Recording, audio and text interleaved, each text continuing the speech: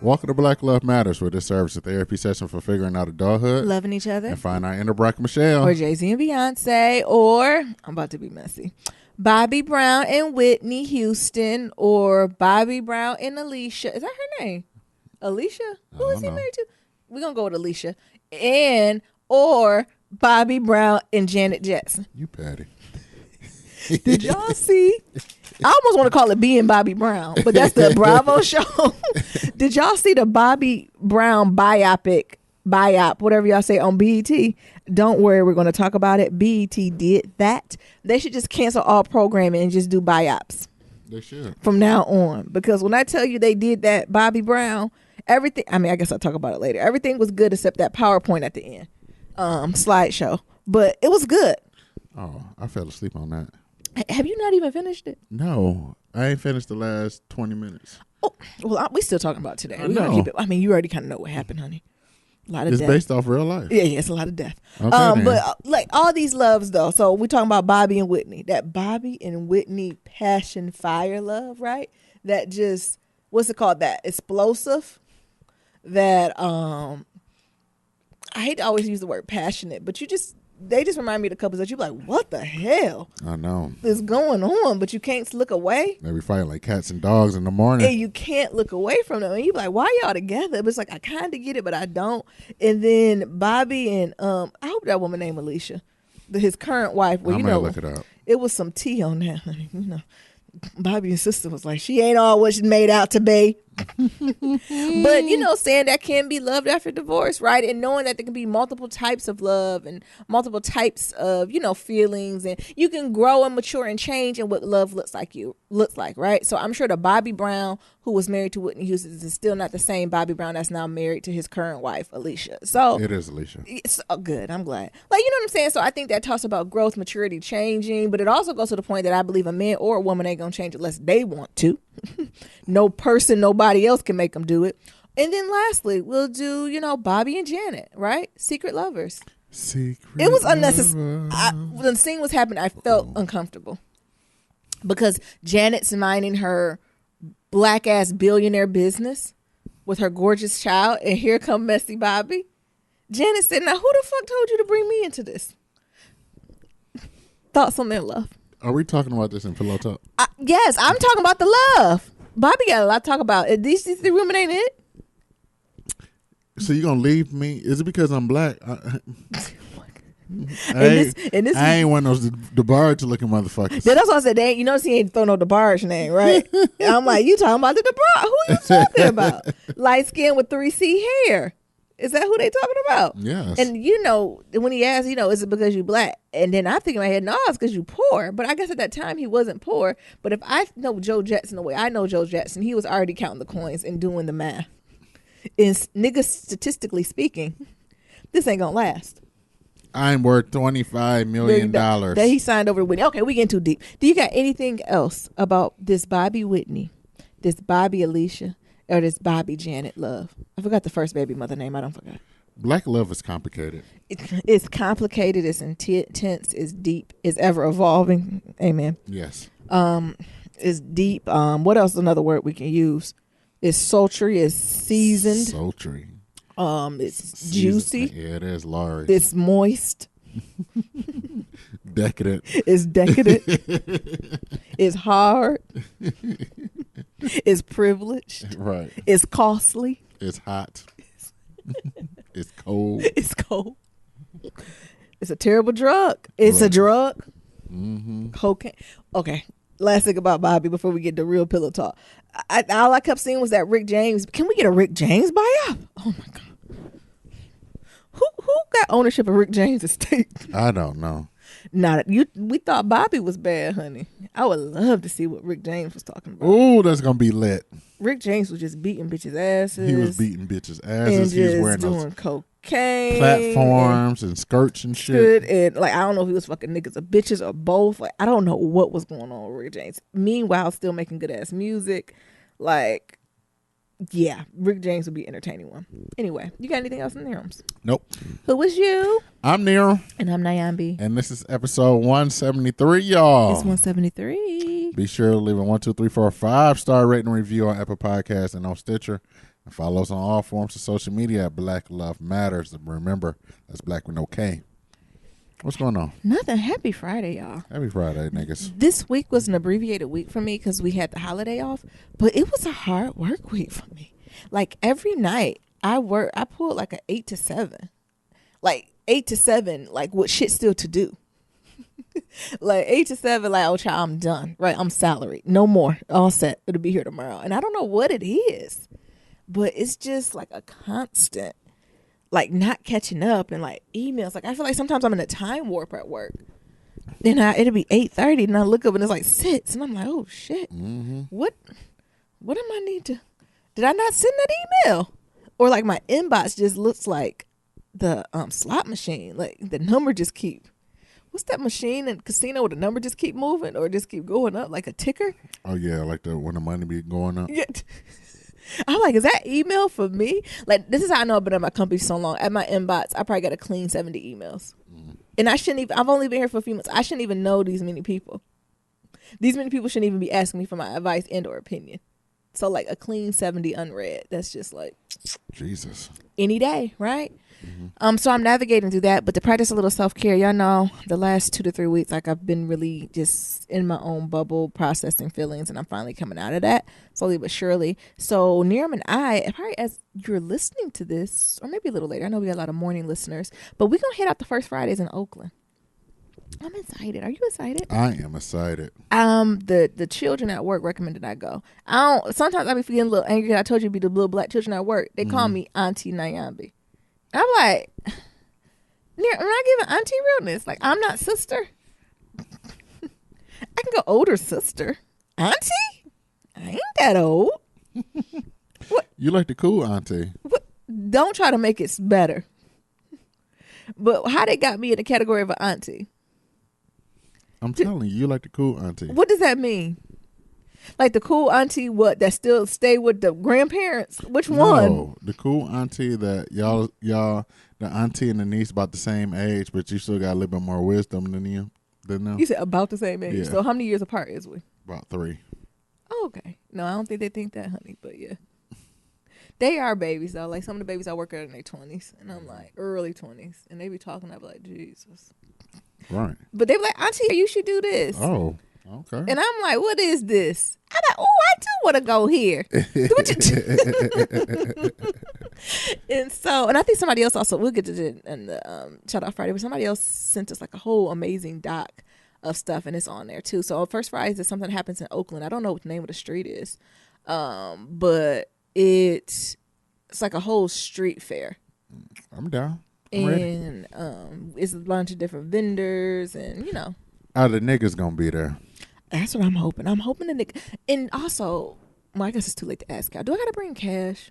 You know, like at the white vendors in the food market, like they be having a square or whatever that process tap and go. You know what I'm saying? They be like, oh, honey, we'll accept anything: blood, cash, check, Chuck E. Cheese coins, Venmo, PayPal. But you go to the black people, App. they be like, we accept cash only. We only take singles, bitch. So you saying you want me to pay for this in singles? What am I, a stripper? You know how we do. I love us for real. So I think I might run about it. But I don't like to carry a lot of cash on me though. Like, you know, I'd rather have my little credit card. If you go ahead and take my purse, I can cancel all the shit in one swipe. Right. I can do it all from my phone. Yeah, exactly. One swipe, everything's done. Oh, you took my credit card? Look. Not a problem. You swipe it if you want. On hold. You swipe it if you want. I don't know what commercial was that. It was like, oh, I lost my card. Don't worry. It's on hold now. Yeah, you swipe it if you want. So, but I'm very excited about that. I'm excited to be immersed in the culture. I'm excited to have some good food. I hope they have some good food vendors there. I want to buy some incense, y'all. I'm going to go back and see if they got some black soap. Like, I just want to do real Negro type things, right? Do they got some shea butter? I already said my incense. Like, you know, is it some T-shirts? Is it like some black owned jewelry companies? Is it like like y'all got some candles up in here? Like, I want to give back to my community. Like, I want to give directly to the vendor, and I think it'd be good for me. What you think, Darren? Was you surprised when I sent it to you? No. Oh, I figure you'll get there eventually. What does that mean? No, Is he asleep? No. Look at Near went to sleep on the podcast. No. Near and Bobby Brown, you done had a stroke. Look, I'm Whitney. Is you okay? No. You breathing? I was about to say something smart as fuck, but I decided to just swallow it. Why? Nope. Keep going then. Exactly. My point exactly. No, what I was going to say is like eventually you just get out there because, eventually you get tired of playing in San Francisco. Who, me? Yeah. And you were like, well, we got to go over to that bridge. The Jack London Square. Yeah. Yeah, we got to figure out how we going to get there. Oh. Is we just taking a BART? Oh, I guess we could just take the BART directly. Take the careful on BART. that BART, Oakland. We can take Going to the BART on the other way always seems dangerous.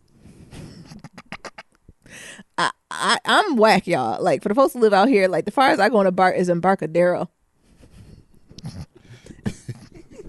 I'm getting up at the ferry building. I really ain't exploring too much more on that BART. If I'm feeling frisky, I get on that cow train and ride it to 4th and King and sit my ass down and walk and Uber the rest of the way. Mm-hmm. Is that petty? No. I ain't really did much playing on the Oakland. But going BART. over that bridge. Yeah, like I might be petty and go to San Francisco and then take the ferry. You going to take the ferry over? But still coming back through San Francisco. I don't know. So y'all pray for us and keep us lifted. I'm sure Monday we'll have good updates for how First Friday went and see if we needed all singles. Mm-hmm. Getting up early. That's something else I want to do more. Do y'all have any tips or any YouTubers? Like, I think I need to get on YouTube. And they'd be like, morning routine. How to be productive in the morning. I need how to wake up in the morning. You be up. You be already on your phone. But I cannot physically move from the bed. It's like something is sucking me into the bed. Ain't nothing sucking you I in. be in the bed clean, looking at my phone and or the ceiling for 45 minutes. Get your ass up. And I'm down the street from my job. That's the hard part, right? I'm down the street from my job. So, like, I'm not even talking about like a 4:30 a.m. get up. Like, if I could get up like at 5:36, like comfortably, I would be golden. And then I am you looking at my ass. Why you leave me? Because I'm getting up. Because the thing is, when Niram gets up, for some reason, I sleep a lot lighter than I used to. So as soon as he wakes up, I'm really up. I'm just not physically getting out the bed. And I think that frustrates me. I think I hold some resentment. Get your ass up. Well, I don't know if it's resentment because you're up and doing stuff or resentment because you woke me up. It's a mixture. I think you're jealous because I'm up and I'm doing yoga. I'm practicing my daily routine. And what am I doing? And you ain't doing a goddamn thing. I peel myself out the bed. And the thing is, and I'll like go to the bathroom, wash my face, brush my teeth, and then go lay back down. So, and this is the thing. When we moved to her new apartment, I told Naomi she should continue to get up early like we was when we was at our temp housing. Yeah. And because wasn't I? You was getting, because you had to drive and shit. But now the fact that you can literally walk to work and it's a 4-minute drive, if that, your ass stay in that bed for the longest possible time. Yeah. You need to get the fuck up. Maybe if you get up, I want to get up naturally. Baby, when you use the bathroom, don't get back in bed. That's sometimes 4 in the morning, 4:30. Stay your ass up, do some yoga. When I go to the bathroom, I try not to even open my eyes. I try to just pat the wall. I try not to open my eyes. I don't turn on no lights. I don't do nothing. I walk through here like a ghost. I walk through here like Ray Charles. You wash your hands? Shut up. Yes. Oh, nasty ass. You just try to get me because you only wash your toilet once a week. Oh, nasty nigga. So I want to do that, right? And like I said, I'm not trying to be a 4:30 riser. I think my ideal will be getting up naturally between 5:30 and 6. If I can naturally get up. Well, I will be pleased. And I'll be waiting on and you. Do you know what I mean? There? Like naturally when you like, oh, okay. Like, so that means maybe I'll start tossing and turning about 5:15, 5:30. And by like that 6 a.m. mark, I'm like, all right, I'm up. Like, there's nothing left to do here. Like, it's time for me to get to start my day. Mm-hmm. And I just don't have that. I think I'm a night owl too, though. Like, I think I'm naturally more productive at night in the evening. Like, now I'm lit. Could you tell? Like, even at work, I'm noticing I get my best work done in the evening. Because you be drinking all that coffee. I drink tea. You drink coffee. I had coffee yesterday. You a tea lie. I had some coffee yesterday, but I ain't have it. You be drinking no coffee with them right folks. Oh my God. And you know they drink that strong we on that go-go coffee. Juice together. Coffee is go-go juice, honey. Now your ass gonna be addicted. I'm not addicted. Yeah. That's what most addicts say. I've only had coffee once this week. I usually do a matcha latte. Mm-hmm. And I do really good. I do a matcha latte with almond milk and 2 shots of sugar-free vanilla. Look at me. That's like almost a 0-calorie drink. It's a 0-calorie drink almost. It's like 50 if you include in like the soy or the almond milk. That's pretty darn good. Right. Compared to when I first got here, I was drinking like Vietnamese ice. So first of all, the coffee was strong as balls. So it was like black coffee. It's basically espresso with sweetened condensed milk in it. All right. I don't do that. That's what got me to 30. Now 23. That's what got me to this 23. Because I was 7 gone. Look at God. So if y'all send me your personal tips, or if y'all have folks y'all follow, or routines, or some inspirations, I would like to do it. Like, something got to give. Get your ass up when I get up. No, but I'm talking to Nero. The thing is, you sound like a privileged white man. You got to make it a routine. You're just saying grit and bear it. No. You have to make it a routine, baby. So when you set an alarm, so first things first, when you set an alarm, you can't hit snooze. You can't hit snooze 5 times. I don't even hit snooze. Yes, you do. Or you can't My snooze starts at 6:30. No, you can't set 3 alarms at 6 a.m., 6:30, 6:45, 7, 7:15. And then I got one. You're gonna be late. 8:05. You're gonna be late. That's why you're gonna be late. You're gonna be late. Between any of those alarms, you could have got up and got your ass up. Because the thing is, you scare yourself every time the alarm go off. Oh my God, yes, it's a torture. I torture myself in the morning. So just get your ass up. I torture myself in the morning. Get on up.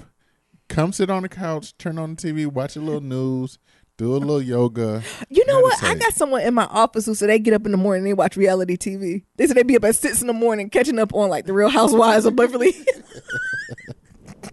Maybe I gotta flop the routine to do that, right? And she was like, "Yeah, honey, I gotta watch Beverly Hills this morning." I was like, "What?" She said, "Oh yeah, that's when I watch my reality TV before I come to work." So again, any tips? Maybe we have to have an episode on routines because I don't have any. Nerum has them all. I have no routine, no ritual. Only thing that's consistent in this life is washing my ass, and everything else is up for grabs on what the day's gonna look like. Only thing you can count on is me washing my ass. But other than that is, who knows? It could be working out, could be driving to work, could be working 12 hours, could be working 3 hours. Who knows? Oh, it's still my check-in. Maybe we can hit this together, Nerum, then you can go into your check-in. Why didn't y'all niggas tell us this DMV in California is crazy? First of all, I should have known it was something where I made an appointment because I go on the website and I was like, okay, let me read up on how to change my license because I want to get rid of this white ass New England license. I don't want shit to do with New England. Any ties I had to New England, you wouldn't even know I existed. I tried to erase my footprint there to the point where I go on like search websites. You know, like you can search yourself. I'm like, remove me from your directory. I don't exist. But so I went on the website, like learning to do DMV and all that stuff for California. And it was like, oh, make an appointment. It can be quick and cut your time in half. Now, when I'm initially thinking cutting time in half, I'm like, oh, okay, like maybe I only have to be there for like 15, 20 minutes, right? And I was like, oh, let me make an appointment. And then I start putting in what I need. Like, I need my license change. I need my registration, all that change. Select the things. And they're like, I was looking at the calendar. I was like, oh, there ain't no times available. What's going on? And then I hit the button that says pick next available day. Mm-hmm. Mind y'all, I put this in, May? April? Mm-hmm. I started this journey in April. They didn't give me an available appointment to the end of August. No, May. No, I put it in May and they didn't give me an available appointment to the end of August. I said, what the fuck is this? I was like, well, maybe it's because like I'm out of state, I'm doing multiple things, and also I put Nerum on mine. Like you can have multiple people on yours. Like maybe I just put a lot of shit, and they was like, hey sis. And again, it didn't matter to me, like because we really didn't have where we were going to stay. Like I didn't have a permanent address or anything, right? I was just doing to get the process started. So I was like, it's cool. I go on August after my birthday. We'll be where we gonna live. We good and we golden.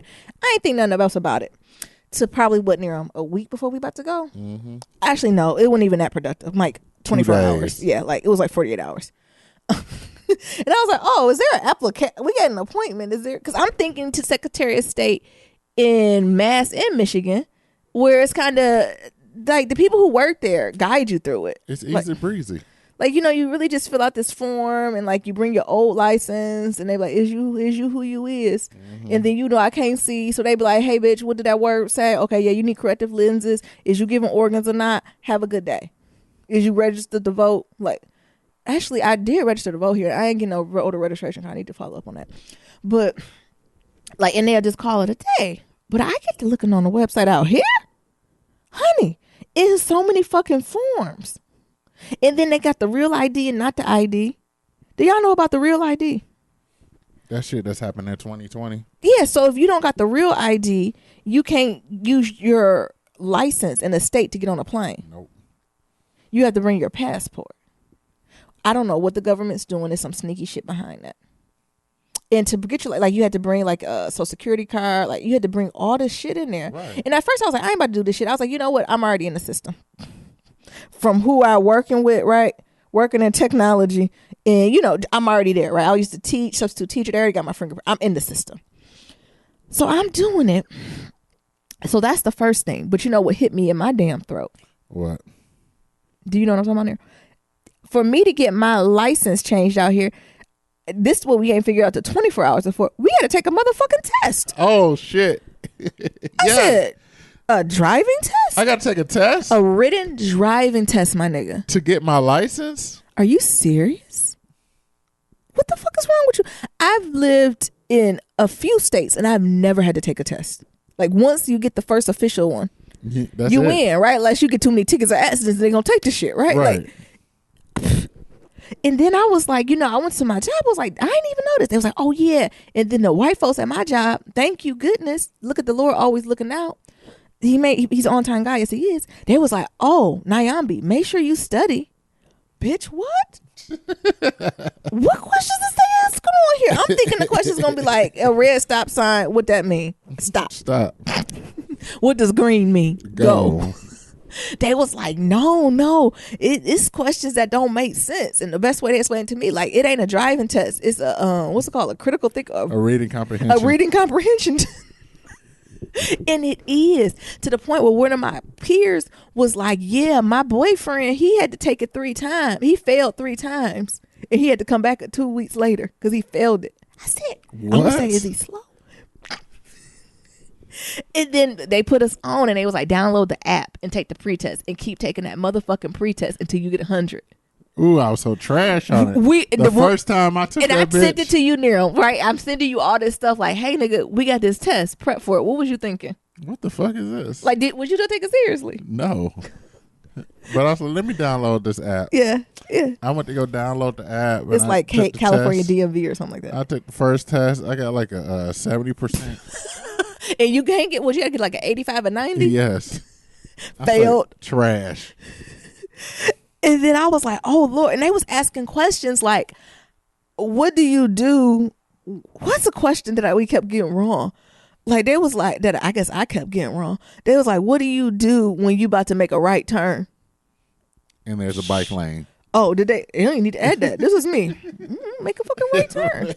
And it was like, make a left turn. Like, it was like, first it was ones like that. Like, bitch, nah, I make a left turn. Right. It was like, signal and make a right. It was like, signal at a 200 feet and make a right, signal at 150 feet and make a right, or signal at 175 feet and make a right. Like, bitch, they're kind of close together. Shit. Or if yards. I can't estimate yards. 25 yards apart. Look. I don't know. When it feel right. Like, that's how it was. Like, you knew it was the right question, but it was like, it's not that big of a difference between 150 yards and 200 yards to me. Mm-hmm. Like, that's hard for me to estimate. At being what's better, right? But if you took the test, also they had the book, but I wasn't reading that 200-page book. Nobody reading through that. Thick ass book. It was a thick ass book. And so, but thank goodness we took the pretest. So it was almost like you memorized it. It took me back old school, like high school or first year in undergrad. I just memorized the shit out of that. I almost didn't even remember the question. I only memorized all answers. And it's like crazy ass shit. At what time can you drive in the bike lane? Mm-hmm. Just me. Look, all times. Sometimes. No times. Right before you make a right hand turn. At 175 feet. What? What? Shit, I don't know. In emergency situations. What? Or it's Look. like, what word to be like, when can you drive 75 miles an hour on the freeway? What's the speed limit here? Winky. Look. That's how it was. Yeah. The speed limit is 75 miles an hour, but the traffic around you is going 85 miles an hour. What do you do? Drive. Do you get the nigga answer? Like, do you drive to keep up with traffic? Do you slow down? Or it was like, what's the maximum speed you can go? Yeah, I don't know. It was just like questions like 65. Yeah, so they're getting all our asses on tickets. So that was hard, and to the point where I was a little nervous. Yeah, it was trash. And we passed it, but God be the glory. If I would have did that pretest, I don't know if I would have passed the first time. Maybe the second time I would have got it because I was like, oh, okay, I got your skilo, right? But I don't know. Then my nerves might have got to me, right? And then there's like other shit, like leaving kids in the car type thing. When is it okay to leave kids in the car? Listen to me. Dude, I feel like the Jeopardy music was in the background. Is this a trick question? And it was like, A, never. B, for only 5 minutes. C, 10 minutes or more. Yeah, I don't know. It was or just crazy. D, when there's somebody 12 years or older in the car. I don't know. No, yeah, it was like, or if it is an adult in the car. Well, if it's a grown person in the car, would they have enough sense to roll the fucking window down if y'all get hot? Like, and they're like, never leave a kid in the car. Shit like that. When is it okay for your dog to be in the car? This be do never for 5 minutes while you're in the grocery store or with an adult. What? Why the dog can't be in the car with the dog? So it's stuff like that I can imagine that would throw you off. And then the people, they had little old people who was rude as fuck working there. Ooh, they're so damn rude. Well, I guess we should drop the ultimate bomb. It took us, with an appointment, how many hours did it take us to get through? 5 hours? 4. It took us 4 hours. Y'all heard me the fuck right. 4 hours with an appointment to get through DMV in California. And I didn't even finish all my shit. I was like, I gotta come back. I don't know when.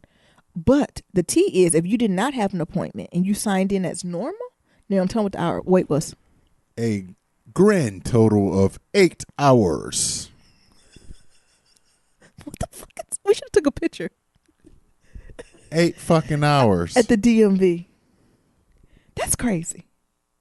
And everyone there was rude as balls. When we pulled up to it's so crowded that before you even come in, they got these older retired people who, I don't know if they're retired or if they're doing like their probation time, community service. They can go either way. You got an appointment? Like before you even walk in, they had a picnic table. I didn't even know they worked there. Like it looked like they was just sitting shooting the shit. Right. And like we walking through the door, they was like, "Where you going?" Where you going? Hey, bitch, the DMV. You're not my daddy. You're not my daddy. You're not my mama. Young blood. Where you going? Where y'all going? To me, the DMV. So much for we from Detroit. We ignore niggas. Yeah, we keep walking. We keep walking. So somebody had to come in there and get us. We did keep going. Because they know about where you going. None of your business. Right. Excuse me. We have a 2:00 appointment. They said, "Oh, we'll come back here," and they went and made sure we had all those paperwork signed. And then they gave us a form and was like, "Go get in the red line." And then the red line, the girl asked us for our paperwork again, and then gave us a ticket. And the ticket was like, it's like playing bingo. It was like G93, B74, and then the thing is, shit go out of order. So we sit down. I think my number was like D108. And I think the next number called was like A3. I said, "Oh, hell no." I am. Nero, can you go check, baby? We have a 2:00 appointment. I don't understand. I said, "I don't understand this number." They said A3 and I'm D108. I don't understand how this works. And they had a rhyme, like the letters and stuff meant different things. Right? You know what I'm saying? So they had a rhyme and reason. But as soon as I seen that, it was like I was in a comedy sketch. Because I was like, oh. Excuse me, we have a 2:00 appointment. They said, Who do I talk to for my appointment? We think we were just going to walk up in there and get shit done. Because that's what you do at the other places. Right. When other you set an states. appointment, You wait 10, there. 15 minutes max if you set an appointment. No, when you set an appointment, that means you just got in there. You just cut the line halfway. Yeah. When they say cut your time in half, Yeah, that's they what literally meant. mean whatever the time is, you'll get half the wait. It was crazy. And then I went to the man, and you could tell he was pissed. Like, we had a good conversation, but he was pissed, like, because they got these new updated devices and stuff, and he's like, ain't nothing working. And, like, I was like, well, what about registration? Because, out here they got, like, small tests and all this stuff. I was like, no, I don't got that. He was like, well, you got to do this and come back. I was like, mm-hmm. And it was like, well, if you got your car here for 35 days, it's a late fee. How long car been here? I was like, it ain't here yet. So I'm going to go play with that later. I think I'm going to have to make an appointment because there's no way I'm going to wait 8 hours. That's why a lot of the privileged folks, especially that work for tech companies, they do with TaskRabbit, and they'll pay people to go sit and wait for them and then call them up because you can tell by the numbers how like far or close you are. And then they'll come in like the last 30 minutes or something and do what they need to do. Interesting. But it was a mess. Oh, but going back to the test, it was like this black woman and this old Asian man who was mean as hell. Like, they was like, if you need any questions, let us know. I had a question. I got one answer wrong, actually. They had a question asking about a peace officer. What the fuck is a peace officer? Now, I wasn't even on the quiz because it was like maybe 5 or 6 questions that weren't on the quiz, like it's new random ones. And I was like, peace officer? It was like, if a peace officer, I forgot, if you leave the scene or something and a peace officer want to arrest, did you get the question? Yeah. And it's like, what do you do? And I'm like, who the fuck is he? Nairobi. The fuck is a peace officer? Peace officer. That nigga don't mean shit to me. He's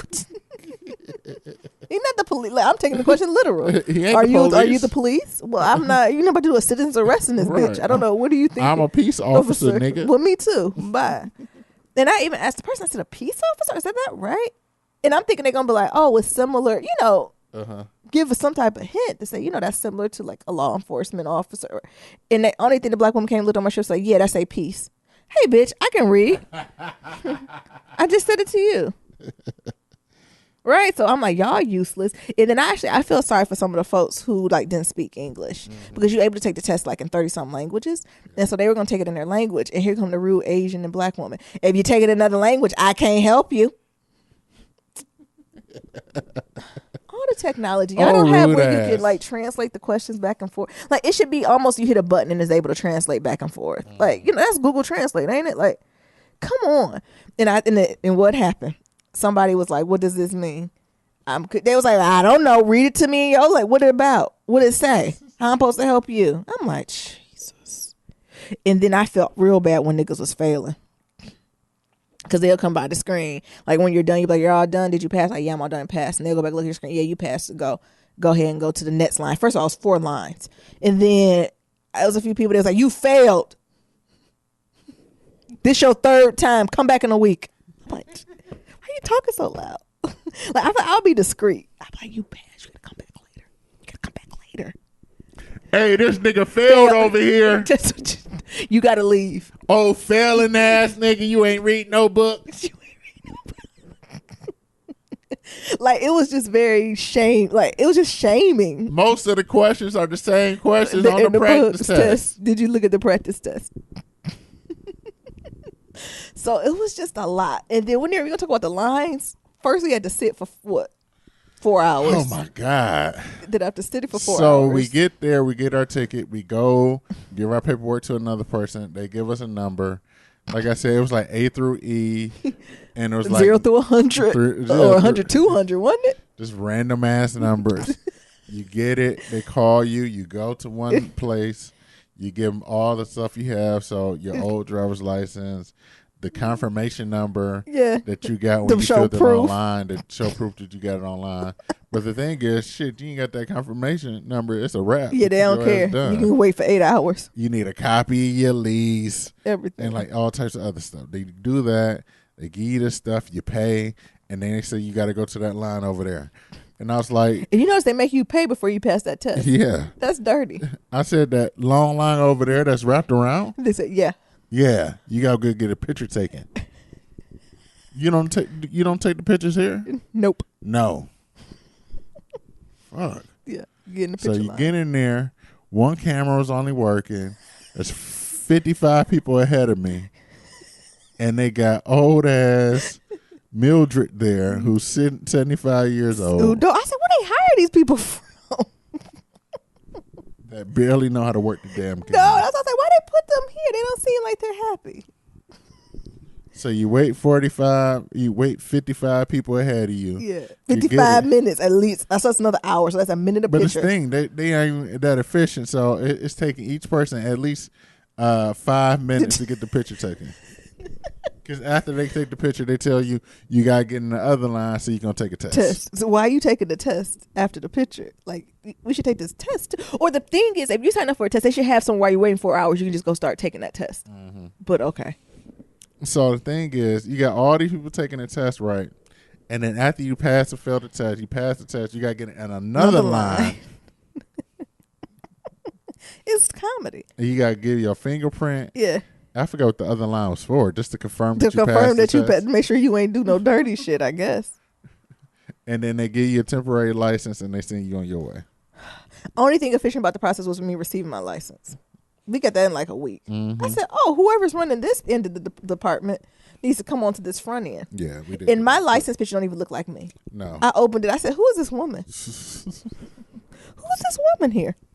Because they make you take off your glasses, no makeup. And they don't warn you. They're like, you ready? I said, can I smile, not smile? I think I was in the middle of asking the question. She just snapped the picture. I said, okay, sounds good. Can we retake that? Nope. This software, we can only take it one time. You a lie. Give me my paperwork. Oh. At the end, we were so tired. We just went and found some type of. Y'all notice out here, it's a lot of Cajun boil places, like where you got all the seafood in a pot. Yeah. But it's owned by Asians. Yeah. I didn't know that was an Asian thing. Me either. Am I saying that right? The boils, it's like a Cajun spot. Yeah. Po' boys and like crawfish and crawdads and all types of shit. Yeah. And so we went to them and we just ate. And then got a big old thing of matcha ice cream at the end. So thank you, California. But 8 hours is crazy. And I don't know when I'm going to get back and get my registration and stuff changed. Me either. Like, I'm going to have to make an appointment because I'm going to have to cut it in half. Because I can't do 8 hours. This is going to be another. And they talking about it's getting a little better now. What? It was worse? And I feel sorry for the workers because they said, I'm thinking like maybe they close at 5, 6. Right. So you had this 8 hour wait. So maybe you close your doors at 3. Like if you ain't in by 3, you find it. It was like, no, we keep the doors open at 5. And then whoever's in there, they rotate who got to stay late. And just go all the way through it. Yeah. So some people don't leave it till about 10 o'clock. Yeah. Shit. That's what I said. They're getting crazy type of overtime. And like they said they're working like at least 10, 12-hour days. That's crazy. Like, y'all can't hire no temporary workers up in here? To at least take the pictures? Yeah, I think they all temporary workers. Because the guy was like, if people ain't lasting, like, we offer full-time employment, and people be like, I don't want to work here anymore. Because the thing is, their overtime was probably mandated. Oh, I didn't think about that. They closed those doors. Yeah. Your ass ain't leaving. Yeah. But that's all the updates I got. Niram, so what's going on with you? I haven't really got much since the last time we recorded this podcast. I made dinner today. It was good as hell. It was good. Niram made like a good old meatloaf, some mashed potatoes, some string beans. Niram threw down. Mm-hmm. Other than that, I'm still just working on like getting the house because I think I almost have every single box unpacked. That's I think a we blessing. got like 2 more boxes done. Did you save some of those boxes? Like you ain't tossed all of them out, did you? Like you should break some of them down. Oh, you didn't throw them all out. I threw all the bitches out. You know what I'm saying? Because we're not going to be here forever. Yeah. So we don't have to buy everything. Like, especially, you don't keep every box, but some of the sturdier ones or like the I figure wardrobes. I figure we're just going to hire a moving company. Yeah, we're going to hire a moving company, but I don't know if we're going to hire somebody to pack up our house. Shit. Although that was beautiful. It's a beautiful experience to have somebody pack up your house. But yeah, moving people as far as moving our shit out of here, but I don't know if we're going to hire somebody to pack up the house. Yeah, good night, Nero. Excuse me. Nah, I got like 3 boxes left. I'll say those 3. Yeah, you don't talk about like the thicker or more. I was thinking like some of the boxes for all our books or like the big box like for TV maybe or like wardrobe box. That type of stuff. Yeah. Makes it easier. So I pretty much have like all the boxes like unpacked. So now I'm just going through and like doing like minor stuff like securing the bookshelves to the wall. Yeah. Because now we got all the books up there and they starting to tilt forward a little bit. So need to make sure those together. Like the office is coming together. I can pull out the keyboards and shit. Like It's starting to come together. I know, I'm excited. We actually maybe should start. We actually record from our couch. We want to start recording in the office, or you like the couch? Yeah, we're gonna start recording from the office just so I can have the stuff like Set in up. place. Yeah. So I don't have to. I wonder will it change our energy? I don't know. We'll see. Yeah. All right, that's all you got? That's all I got. All righty. What you want to do? Just do a couple things so we can get on. Because it's Shout Out Friday. We got any Shout Out Fridays or not? Yeah, we got a bunch of emails. We got kitchen table talk. Shit, actually. What? We sure how you just go straight into kitchen table. No, we got to at least talk about B. Brown. Let's at least talk about Bobby Brown. Okay, let's talk about Y'all Bobby. seen this movie. Y'all can hate on him all y'all want. Y'all can hate on him and BET, but BET did that. BET was our culture. I was peeking on Twitter, and Black Twitter came out in full effect. It was hilarious. The memes was crazy. We laughed. We cried. I think one of the tweets was like, we laughed, we cried, we got horny. We did everything together. We got everything. And it was good. Mm-hmm. Where you want to start at the beginning? We can start from the beginning. From the stuff we remember. I didn't really take no notes. You know, usually we try to take little notes for y'all, but we just gonna go off the dome for this one. Well, I could start with this. There's a lot of death in Bobby Brown's life. You know, it make you think, right? And not just Bobby Brown, like just Black people as a whole. Our trauma. That's a lot of death in my life. Trauma, right? That we don't acknowledge. If I had a biopic, it'd be just like his. Oh my God. Friends well, hopefully killed not. And shit. Mm-hmm. Well, besides the cocaine and things of that, I'm talking about like mine would be food, honey. The amount of death I'm talking about. Yeah, you'd be surprised though. Like even I'm sure if some of our listeners reflect on their life and the amount of death that we experience, and I think it's not even death, right? Because we all experience it, but the trauma that's associated with death sometimes in the Black community is intense. Right, like you begin when he was a child and you losing his friend over bullshit, right? That was a bullshit reason, right? You know, kids fighting and picking up a knife, like it's stupid ass reasons. Mm-hmm. But I appreciated him showing like having all the success, but had to come back home to mama, right? Had to come to Boston, come on back to Boston. Where was it? What's the Black part about? Some Roxbury. He had to come on back to Roxbury, and you know, and be what it is, right? But what I will say, we do have a conversation about how Black mamas was I shouldn't say Black mamas. We're going to say Mama Brown was blaming everybody for Bobby, but fucking Bobby, sis. Yeah, damn. Sis, poor, what's his brother name? Poor whatchamacallit, Jesus. That ain't his daddy. He ain't Jesus. He can't save him. You supposed to protect Bobby. How I'm supposed to yeah, I agree. Yeah, you are supposed to protect Bobby. How you supposed to protect Bobby from himself? Because some of the earlier stuff was just Bobby being Bobby, right? He was being destructive to himself. Like that was self-imposed stuff. I think some stuff later on in his life was more environment, people. It was the culmination of the stuff that happened prior to. But that young shit he was on, that was all him, right? Like he was being destructive. He was spending money. Like that was him, right? So I thought that was interesting on how Mama blank Bobby. Shout out to Tatiana Ali. Y'all seen her? Can we get Tatiana Ali in more pictures? I loved all 3 minutes that she was in. I loved all 3 minutes. She was acting. Yeah. Shout out to Tatiana Ali. What else I'm going to talk? How was we navigating through there? I love the choreography. And like the choreography, the costumes, the music, the sets. Like it looked like you were back where it was filmed. Like it was done immaculately. Like the gentleman who played Bobby Brown, Woody, with that gap. I didn't know him and Raina had a gap. They had fake gaps. I'm thinking they have gaps in real life. And I've been watching Raina on Power for 5 years. That's a fake gap, baby. I didn't even realize. I said, oh, yeah, Raina got a gap. I said, wait a minute. Raina ain't got no damn gap. Like, it was in my head. It was like the Mandela effect. Raina got a gap, don't she? Y'all know what the Mandela effect is? Go Google it. Google it. They said they done Mandela effect me. Is it Bernstein Bears or Bernstein Bears? How stupid. Okay, wait, we getting out of order again. So we did that with Bobby. What we gonna talk about with him and Janet? Is that the next biggest thing that happens? Yeah. I felt uncomfortable.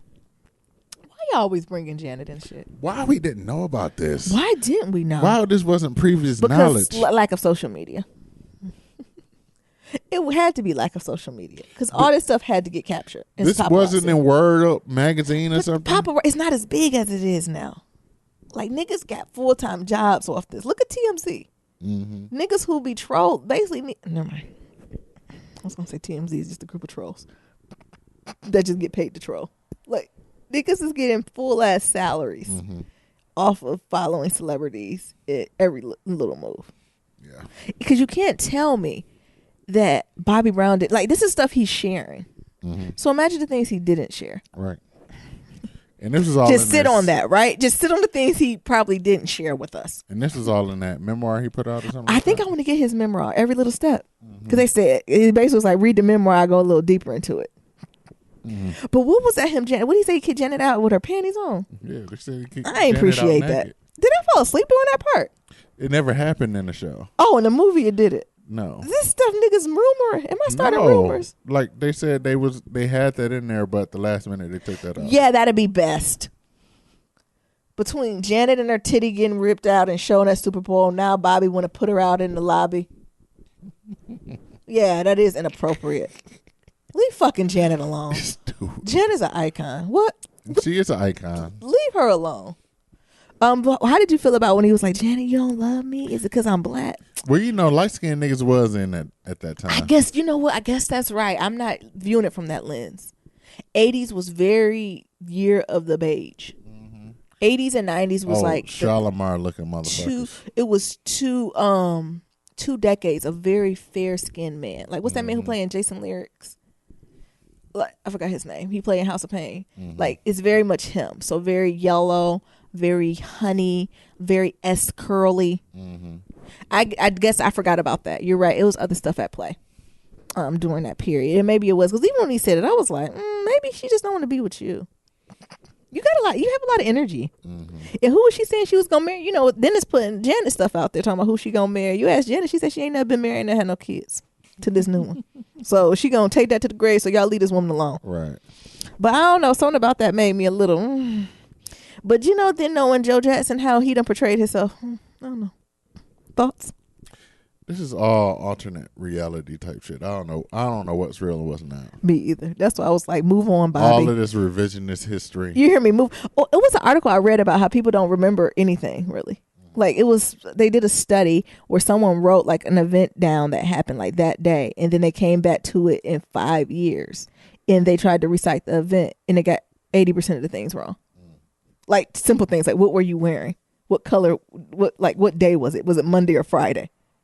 And one person, it was like Friday. And he was like, I remember clearly it was a Tuesday because I did this. And he was like, actually, when you wrote it down, this is what the day it was. Or like, they'll ask him like, what clothes were you wearing? And he was like, I was wearing a blue sweater.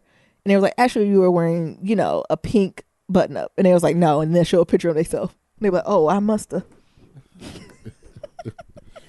So Bobby might not have been with Janet. He could have been with, Jackie down the street. It just... It just got confused. One and the other Jacksons. Who knows? Do you hear me? Just Jackie Jackson from down the street. Like, that ain't Janet, nigga. Oh, my goodness. And what else? We going to get into this Whitney? Or we going to get into, I guess is it time to get into Whitney? Yeah. My thing is, I know, I just want to fast forward just a tiny bit. Go ahead. We can bounce around a little. We got to go in executive order. That being Bobby Brown shit. Somebody on Twitter. They must have heard us. Somebody on Twitter found the actual clip. And they were on point. The people who acted it. The niggas who acted. Oh my God. Were on point. They deserve every single Emmy. Movement. He deserves an Emmy for like the snapping and going back and forth to the point that the casting was so good. They had to look like the same Asian woman. Who was the clerk who was looking at their monkey asses. Right. Crazy. It was so to the point where they even have Bobby brother like walking the same way. Makai like the same way. Crazy. It was so good. What we gonna talk about? Whitney, him and Whitney Love. I think we've already talked about them, right? It was just the only thing now I think is coming out is, Whitney was a little bit more, she from Newark though. I don't know why folks think Whitney was just so I guess that was her image, right? Yeah. Can we say that Whitney Houston had a hell of a publicist? Who was her publicist that kept a lot of this shit under wrap? Can this person come to the front of the congregation? Right. But with like that stuff don't surprise me. So like, but the thing is, Whitney has admitted that like Bobby ain't get me on crack. My brother did, right? You know what I'm saying? I know how to get my own shit, right? You know what I'm saying? Or what's the part when Bobby figured out that she did I shouldn't say Whitney don't do crack. Let me put respect on her fucking name because crack is whack. Mm-hmm. She do cocaine. Okay. When he discovered she do cocaine on their wedding day. Yeah. That's a big no for me, sir. I'm about to be married to Nero. And I'm like, oh, baby, you ready? And he had a big old. I said, what the fuck is this? I need a little nose candy, baby. What? I said, we gonna have to call this shit off. What is that? That's me rethinking my whole future in my head. That's when you gotta call whoever your bridesmaid is, or actually forget that. I'm trumping all this. I'm calling my mama in. No, my mom be too dramatic. I call my daddy and I'm like, Dad, can you go tell them I ain't doing this? Tell him, tell my groom I ain't doing it. Then can you go tell our family? Oh my God. Tell them to leave the gifts. But I feel like because my dad would be cool and calm and collected. Mm-hmm. I feel like he'll go to you. He'll be like, she just can't do it. All right, guy. Why is Niram watching this? Because it's amazing. He watched when the scene was mimicking when Whitney had her the bad Whitney hair, when she used to wear them visors and that hair be like she's sweating. Everything is the same. It's on point. It is. Y'all are crazy. And then I feel like my father didn't go to the wedding and be like, child, she ain't coming. Y'all can go ahead and get you a bone of ribs, get you a plate to go. But we're not doing this. Like, that was crazy to me. Yeah. Or what about the fuck shit when he proposed to her after he done jumped off his baby mama or whoever it was done jumped off his dick and he went and proposed? Yeah. What is it? What is it, Nero? He said he got to be single one last time. I mean, and then, showing the trauma that him and Whitney went through when they had their first miscarriage, and then having Bobby Christina. Like, it's a lot, right, to unpack. Where do I even begin? And then him going back in jail. But Whitney, I got to say, he was wrong for this. When he had his seizure, then she told him to get up. Oh, that stroke. I'm sorry, yeah, the stroke. And then put her hands by her nose. See, that's too much detail for him not to be lying about that. Mm-hmm. Then say, oh, you breathing, nigga. You all right. You all right. And then the first one hollering at the hospital. Sis. Bobby.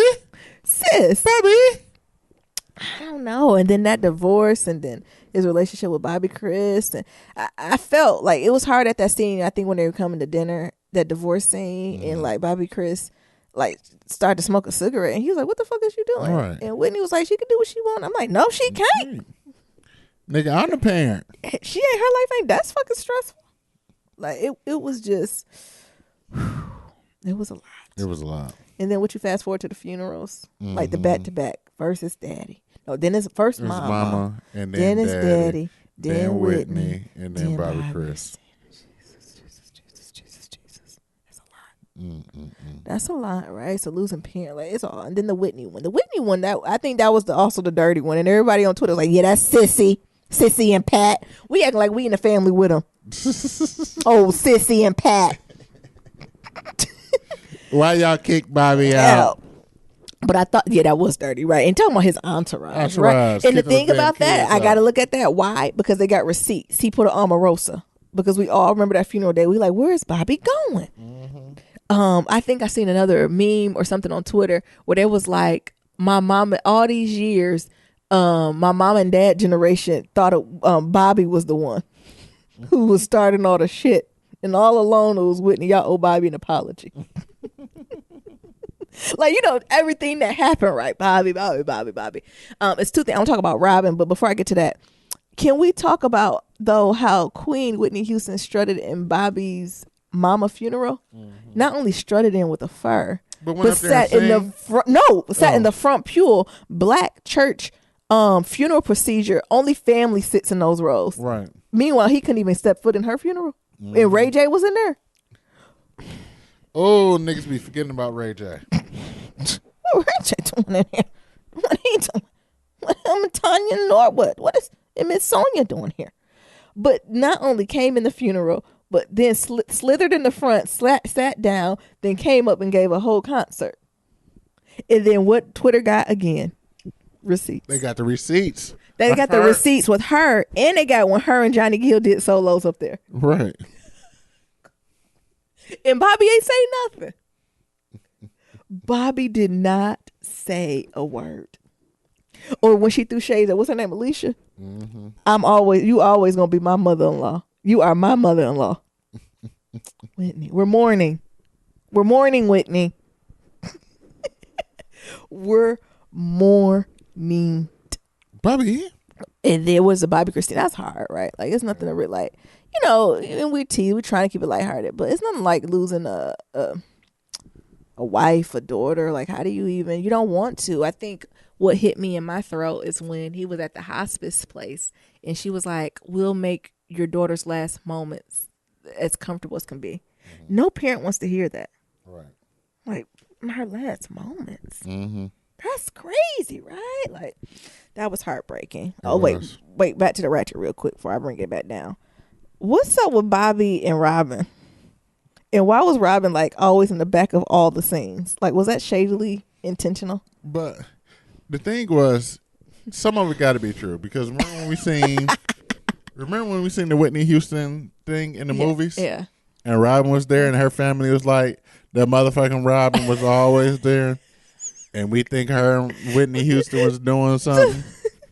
But do you think they really were in a relationship, or you think Robin really just admired Whitney? Like, was it a two-sided relationship or a one-sided relationship? Does that make sense? I think it might have been a one-sided relationship. Where Whitney kind of come around, because it's like a good friend, right? Someone make you feel good, it's comfortable. But as far as having having romantic feelings, I don't know. I mean, it looks like I almost made it for Robin, but something to unpack. And she the one who got, between Robin and they drug dealers, is the one who got the tea. Right. But I don't know if I was against Bobby on checking Robin on some of that shit. Like, hey, bitch, remember she was like, this Whitney house? He said, this is my house. And I knew when he run 2 plates in for them. First I was like, why is Robin in the bedroom with y'all? Right. Just luxuriating with us. Like, we're all in our pajamas together. Like, Robin, go home. They might be in a polyamorous relationship. Bobby wasn't included on this. It don't work that way if one person, they on some Tia Marie. Robin invested in women. And Bobby number 2. Right. Yeah, Bobby ain't want to be number 2.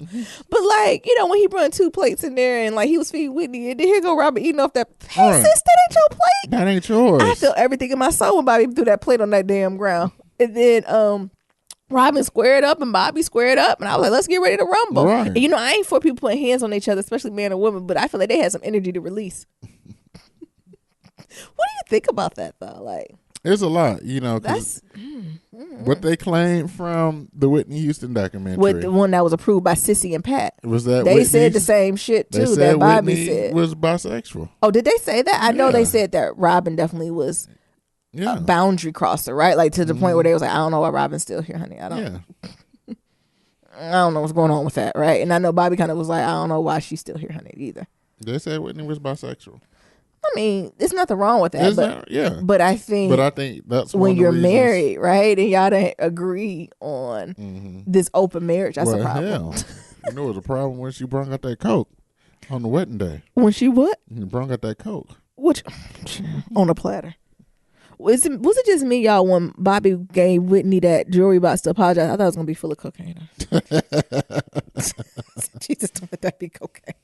We don't need any of that. I don't know. Is we missing anything? That Alicia, so his second wife, and then what it came out that Bobby Brown's sister went ham. Yeah, her ass went ham on Facebook. Talk about we ain't never like her. I said, well, damn, sis, we couldn't.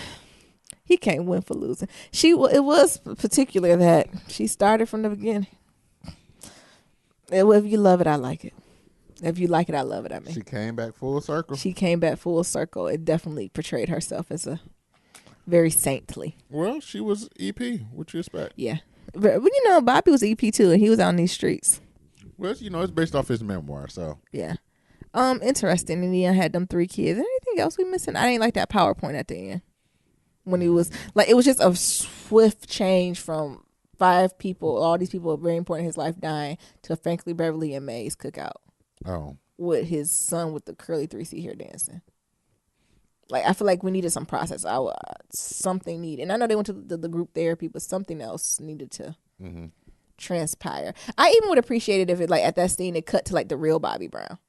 Like, saying, like, you know, these were some of the hardest times of my life. And you know what I'm saying? Like, and, you know, I learned so much and I wanted to share myself and I'm excited about the next years. Like, it needed something and not a PowerPoint presentation after.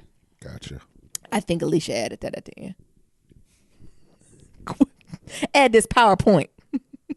That was that they compromised on. Jesus. Is there anything else we're missing from that Nero's? No, I think that was good, baby. Nero's sick of me talking. What was y'all favorite parts from?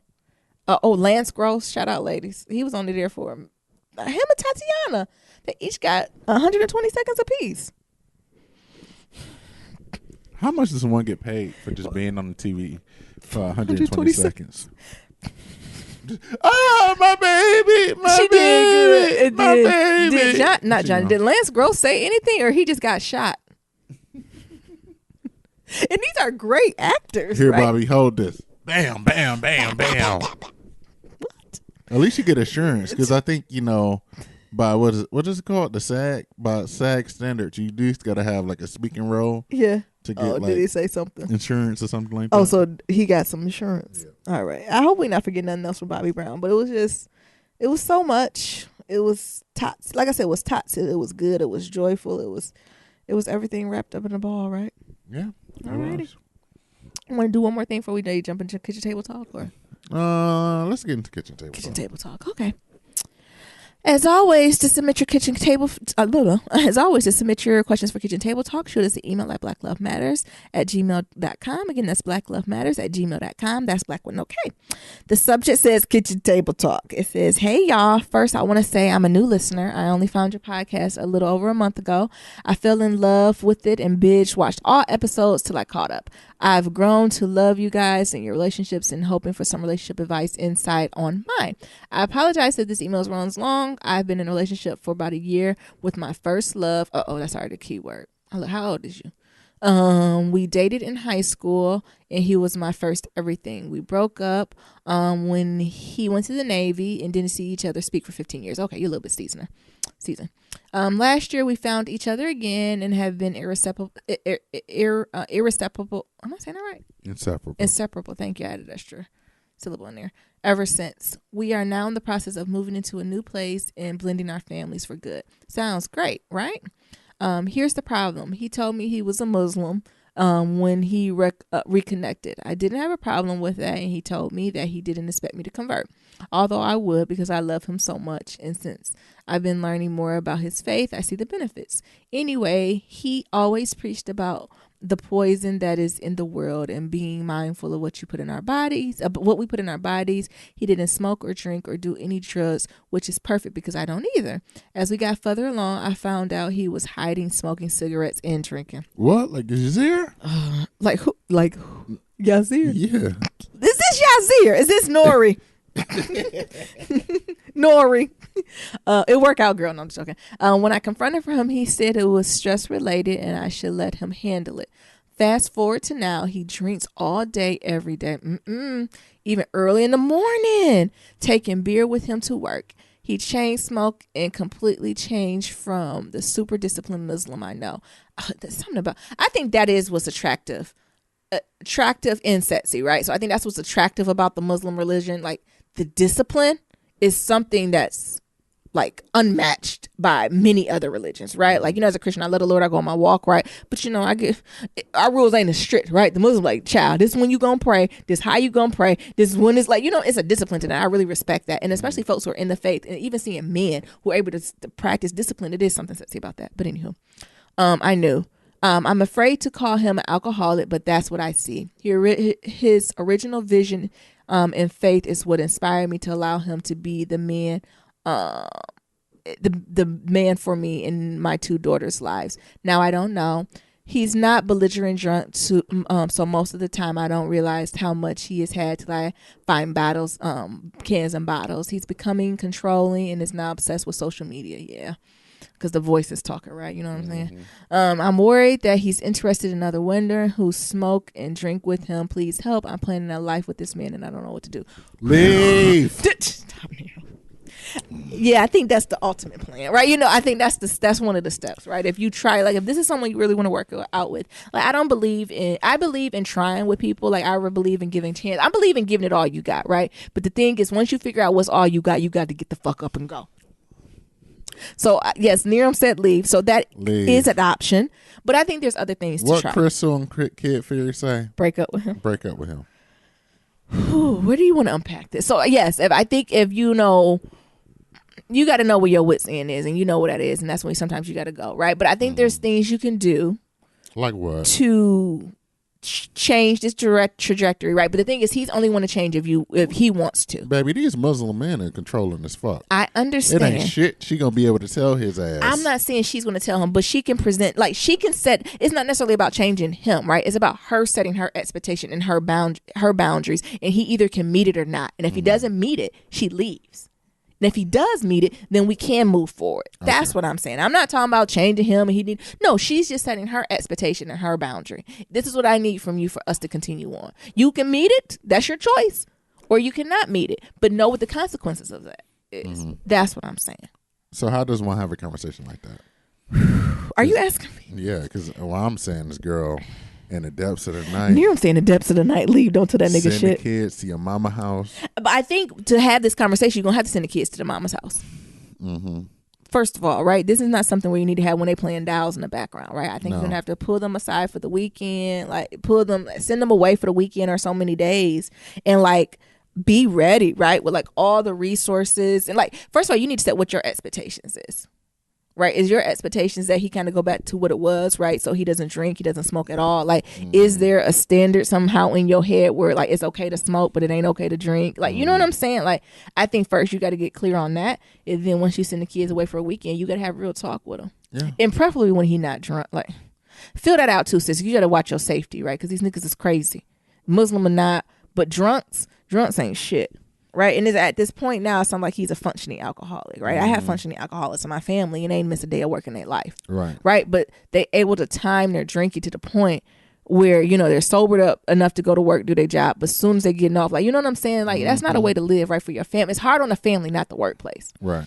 So make sure he's doing when he's not drunk. And I think, like, almost what you wrote to me, like us, like, it's time to have real talk. And you can't hide this. Like, he's going to be pissed, but I think you're going to have to say the words. Right. I think you are. I love you. Right. I love you. I love us. Right. But I have these babies to worry about and I love myself more. And I believe you showing me signs of being a functioning alcoholic. And that's not how I can live my life. And for us, like, I wouldn't even, he don't even got to say shit. Right. He don't even got to say shit. What you going to say? What's your line? The person I fell in love with is not the person I see right now. Right in front of me. And I'm not saying it in a positive way. And for us to continue in our relationship, I'm going to need to see X, Y, and Z, right? Like, I think he definitely needs to get some form of AA, right? We need to go, you know, like, go through the process. You know what it is to get off this stuff, right? To get off the drinking, to cut back on the smoking. You know, smoking is just as hard as giving up drinking, right? You might not be able to do both cold turkey, but that drinking got to get under control. Right. That's the main one, right? And then we can start working on the cigarettes, right? I don't know if you allow him to smoke in the house. He can't smoke in the house, right? You know how much money is he spending on this stuff? All this stuff comes into play. Cigarettes is high as fuck. Yeah, like, but I think you got to just say it. You can't beat around the bush because you're going to close your eyes and wake up and you're going to be 5-10 years in a row and you're going to be deep.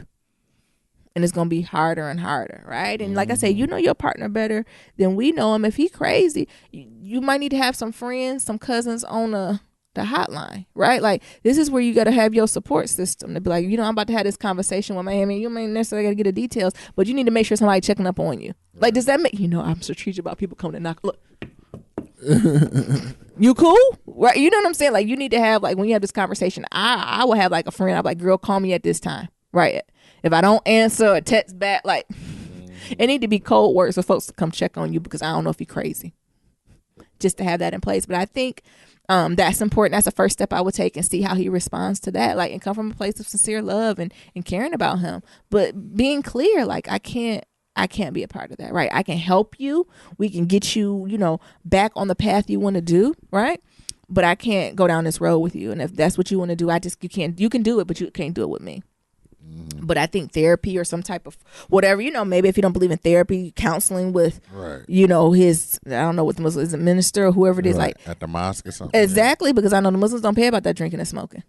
And they got to have support groups for that. And, you know, the way I would escalate it, you know, because it's hard, right? So he might try it and fall off again, right? After that, I think that's when you have to bring like family into it. Family and friends too, to have real conversations, right? I think, you know, the initial one, you and him, see how the path looks. If that ain't going, I think my second interaction would bring in family, friends, you know, to say, hey, we're not doing this shit. I'm sure you're gonna be embarrassed, all that stuff. Fine, right? Then I say you get to the third chance, that's when you gotta walk away. Mm-hmm. So that's me kind of off the dome, my gut intuition, because people have it get hard, right? Stuff happens. People can recover from this, but you have to be clear now. You don't need to be hanging around there for no 5-10 years waiting for him to clean this up. Like, this needs to be an instant. Like, he needs to start working on this now. Like, in 6 months, he'll need to be the same man he is now. And if so, ding dong. Time to go. I don't know. What else do you think about that? No, I think all those points were absolutely valid. But yeah, like, you just gotta get up out of there. Yeah. Like, you gotta have a conversation. And if it's not going the way you want it to go, don't think it's gonna change. When people tell you who they are, believe them. Yeah. Right? So almost that gut reaction. If you're not feeling that good energy from it, whatever he say, promises he's gonna make, because he's gonna make the promises. As soon as they don't work, you gotta get up out of there. Yeah. But at most, I would give it 2 tries, not leave. And like, not 2 tries over years, like months. Like, you got 90 days basically to show me some real, something, right? Because she got 2 daughters. Like, ain't nobody got time for this to be spending my best 2 years. But y'all let us know if you have other advice for this, sister, as she's going through that. Right. Don't renew your lease. But it's hard to leave when you love someone, right? And you've seen the greatness in them. When you see, as they say, when you've seen the God in someone, right? When you've seen, right, that potential, right? It always gets you, right? And then you see them kind of go back, and it's like, whoa. But I think the difference is you really have to get that energy that he wants to change. That he wants to change. And if he doesn't, that's fine. Right. But you can't stick around for it. Sure not. Is there anything else? I'm trying to think if there's anything else I would say. Good luck and Godspeed. But no, sis, sometimes you just got to go. And that's okay to go to. And like you said, it might come back 5-6 years later, but he got to be sober, because you don't want to know what the being drunk going to lead to. And the other thing is, like, I know it's hard because, like, this is your first love, your first everything. Yeah. So, when the first everything come back, like, the feelings are a little bit more intense. Intense, yeah. Compared to everybody else. Oh, I got to go. Oh, you drinking? Oh, not a problem. Right. But since it's the first everything. Yeah. Like, that's like yeah. That's a hard road to cross. Yeah, I mean, but it just seems like just lay it out, right? All the stuff, your relationship, his health, his well-being, mentally, physically, emotionally, like, all of this stuff has playing into it. All of it. Like, he's, I don't know, like, he's fast forwarding, like, killing himself, basically, right? So now I would ask, is there other mental health stuff going on? Like, what was the trigger? That's almost what I'm confused about. What was the trigger to this behavior? And also, sis, I know you say you was worried about other women and stuff. Oh, that'd be the straw that broke the camel back for me. Fuck them. Oh, you want to be with other bitches? Pack your shit up and go, sis. Like, that shouldn't even be your concern. Like, even when I had an intervention, I don't even know if I would bring that up. That shouldn't, like, and if you step out, it's time to go. So you drunk, smoke cigarettes, and you trying to step out on me. That controlling shit, like, I think that controlling and all that is ties to the drinking, right? I think that's a side effect of all that. Right, because I had a half a gummy and was crazy. It do be paranoid. You do feel paranoid. Remember, I kept asking, where am I? You said, nigga, you home. Are you sure? Home in bed. Are you sure? Yes. I want to go to bed. You are in bed. So, like, the other woman stepping out, I would. Not that that's secondary, but I think we need to get this drinking under control, because if you can't get it under control, no bitches can have them. You said pound them off to somebody else. I'm serious. No, I'm not reading that right. Because I think the only reason he with them is like they drink. Like, I don't. They probably not interested in each other, right? But they're probably the only ones who want each other when they at that point. Right. But I would focus on sobering up. If you ain't focused on that, fuck them. Leave them. Start over. Find somebody else. I hope that helped a little, sis. Keep us updated though. But know your worth, honey. You can find somebody else. Mm-hmm. He ain't the only one. Sure ain't. He was just your lesson, right? He's getting you a step closer to your forever. Right. Did we miss anything else in that? No. Okay. I'm going back over and looking at it now. No. That was it. She was looking for some help, insight. Yeah, no. Yeah, I say it's okay to give your all, right? It's okay to that, because people make mistakes. Like, it's okay. But you got to set your boundary and limit. Absolutely. And be, relentless with it. Mm-hmm. Yeah, well, good luck, sis. Yeah. Because, and, for anybody else who got any questions, shoot us an email at blacklovematters@gmail.com. That's black with no K. Perfect. We got some Shout Out Friday stuff. All right. Yeah, that's one of my favorite days of the week. It's I ain't okay. did this in 2 weeks, y'all. Jesus. This is near favor. You going 1st. You going. So we got some reviews on Apple Podcasts. Oh, nice. The first one is yes. Hand clap, hand clap, hand clap. Clap Clap emoji. From I'm assuming that's Desiree 11. Desiree with Z's. Desiree with Z's. 11, and it says, I started listening to the podcast about a week ago, and I love it, honey. She said, I love it. You adding these honey. Hey. The topics are in my interest group. What is your interest group? Desiree shady. You know, it is on my podcast. I be like, child, fast forward. The topics are in my interest group, and I love how real they are, and they are everything from being black at work to relationships to religion. There's great advice is given as well, and I can't wait to listen to more episodes. The next one is from, it says, Absolutely Love Them by Just Love and Laugh. And it says, that sounds like a blog. I know, right? I love that, yeah. And it says, stumbled upon this podcast and haven't stopped listening since. Real, relatable, and funny. Absolutely love it.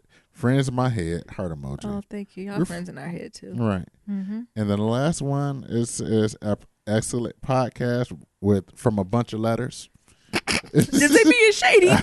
You know, probably because they couldn't get the name in. Sometimes with Apple Podcasts, like if the name is already there, it give you an error and they don't tell you. Like I wish they told you like name already taken. But sometimes you just gotta put a bunch of random ass letters. They don't put a name. So it's like HSFZIVDX.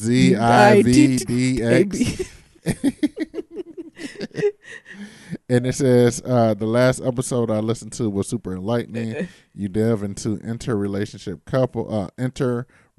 couples and how you transfers that dynamic. Yeah. It's hard, right? Sometimes I think when we talk about religion or spirituality, whatever it is, like I think that's a huge dynamic in relationships, and I think we're finally getting to the point where you can unpack it a little bit more, and it's a little bit more fluid, and you can have the mixing and mingling of different beliefs and religions in relationships and household, but still have healthy relationships. Where Absolutely. I think, maybe a few decades back, a few generations, it would have been a little harder, right? Just because of the climate and everything around. But now I think it's something beautiful to that in a relationship. And I think what's even more beautiful is the folks where interreligion, different spiritualities and thoughts, then have children. And they're able to kind of almost get their kids the best of whatever, air quote, part of their spirituality is to their kid. Like, I think that really shows a fully well-rounded person, right? I don't know. I think it's something beautiful. It's hard now, but I think it's something beautiful to that. I think it helps each person be the best they can in their own spiritual walk, right? Because I don't know no spiritual walk that be like, child, they ain't with us, they against us. Right. Except the colonizer. It's right, most religion be like, love treat people nice, right? That's kind of the baseline for all religions. Unless you're talking about the Palestine and Israel. Them motherfuckers been beefing since the beginning of time. Since cows was invented. Come on, leave the Palestinians alone. Everybody on their walk. They on a crooked walk. They be beefing so hard. Everybody just on a crooked walk. That's all. Being in an interreligious relationship myself, it was nice to hear someone else's perspective when there aren't that many people talking about it. Keep it up. Yeah, because it's something to that, right? We have holiday, like it's something. It can get a little sticky. It can get sticky if you don't have it. And I'm hoping, the next decade or so, it ain't sticky no more. But it can get hard, right? I remember having friends to be like, I'm this, he that. What we gonna do with our kids? Do they get baptized? Do they do this, and that? Like, what does it look like? I think whole different ceremony is gonna come because of this, right? Like almost an interfaith type thing is gonna happen. So we got some emails. Am I reading emails or are you rolling? This is near on favorite. Go ahead. They ain't heard your voice enough. What you mean? You the Beyonce. I'm just Jay-Z. Child. I just provide a verse here and there. Shut up. But that's Come on. So we got one for Brianna. What up, girl? Hey. Where you been? Subject is unpopular opinions. Episodes 172. What you about to say, Bri? I ain't read this yet. What you about to say? Louis Farrakhan. Louis Farrakhan. You don't like Farrakhan, Bri? I do not believe he is the enemy of the black community. Okay, now that's true. One bit. No, he's not. I still don't like him though. Shrugs emoji. Farrakhan do got his ways. Y'all know I told you that. Like Farrakhan, not only Farrakhan, but the Nation of Islam has their ways. Especially, and I'll be transparent, especially when it comes to women. Like they absolutely, it's some more progressive younger men in there, right? That don't do what the old school do. Right. But no, it ain't no lies. I can't cover them up on that, honey.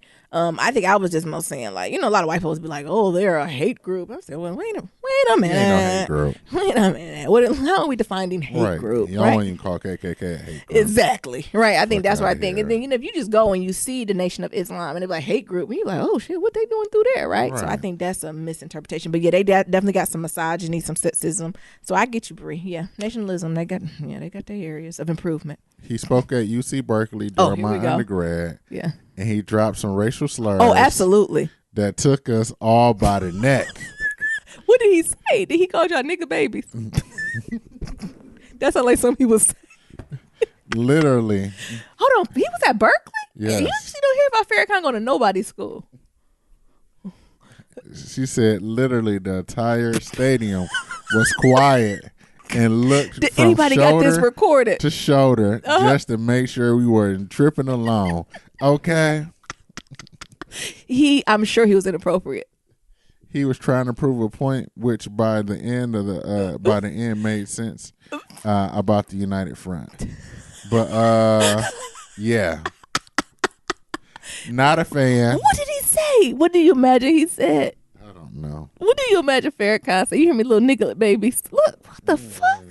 I'm sure he said something inappropriate. Farrakhan good for dropping all types of racial slurs, so you don't know what it was. If it was towards the white people. Oh my goodness.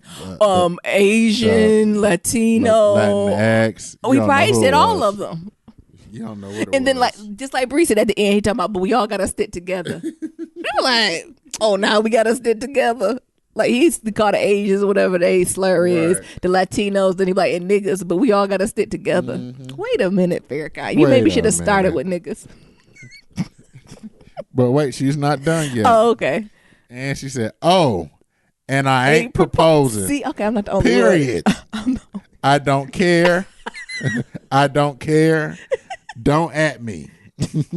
Peace and love. See, I'm gonna have to hold a support group for Black women who we got our own shit to work through on this, and I'm gonna have to get a counselor to come help us heal. Bon's gonna have to have a whole special on us, and it's gonna be me and Brianna mad.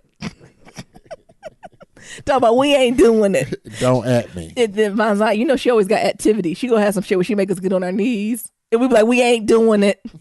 We ain't getting on no knees. Oh my God! You can read the next email. The next one is from Fly News Guy. Oh, hey. The subject is welcome back, family. Eyes missed you. Color Purple's voice. The message says, hey, Black Loves Matters family. It's your favorite Black Twitter cousin. Yes, he is. Fly News Guys checking in. First and foremost, welcome back. I truly miss listening to you guys on my morning walks, but the older episodes work just as good. I hope you guys enjoyed the well-deserved 2 weeks off with a peace of mind from podcasting world. Truly, I can't thank you guys enough for being my therapeutic touch. Now let's jump into what I'm hoping you all were already watching. FX Pulse. See, I cannot wait till I can get these live episodes. I knew it was gonna speak to my spirit. And Snowfall. I must agree with Nyambi. FX is killing the game when it's coming to TV shows, especially targeted towards people of color. They. If you're looking for a show, I'm gonna say just pick anyone on FX right now. FX is killing. Even the white ones be like, oh, some good TV. This is good. And I know Fox is racist as fuck, but FX is killing it. I don't care what nobody said. They got their cousin. They got their brown cousin. I don't know who doing the marketing over there or who doing the I forgot what it's called, the lineups, but they killing it. He says, let me start by saying Pose is the shit. I told you.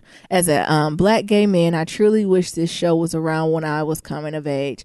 That is something to think of, right? Are we talking about representation? That is hot. Yeah, Paris is Burning. When did that come out? That came out in the late 80s, the 80s, 90s? I don't know. But that was a movie, right? And you got to think of the time we were in, as folks really going to the movies or getting, you know what I'm saying? It was a whole different generation.